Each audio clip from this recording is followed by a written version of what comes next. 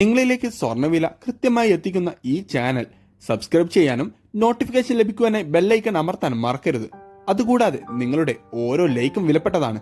Like ചെയ്യാൻ മറക്കരുത് കേട്ടോ. US ചൈന വ്യാപാര യുദ്ധം ലഘൂകരിച്ചതോടെ സ്വർണ്ണ വിപണിയിൽ നേരിയ കുറവ് രേഖപ്പെടുത്തിയിരുന്നു. പക്ഷേ US പ്രസിഡന്റ് ഡൊണാൾഡ് ട്രംപിൻ്റെ പുതിയ വ്യാപാര താരിഫ് കൂടുമ്പോൾ സുരക്ഷിത നിക്ഷേപമായ സ്വർണത്തിൽ എല്ലാവരും നിക്ഷേപിക്കാൻ തുടങ്ങി.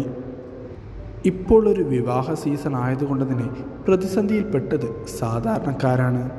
സംസ്ഥാനത്ത് ഇന്ന് വിപണിയിൽ വീണ്ടും വർധനമാണ് നേരിട്ടുകൊണ്ടിരിക്കുന്നത്.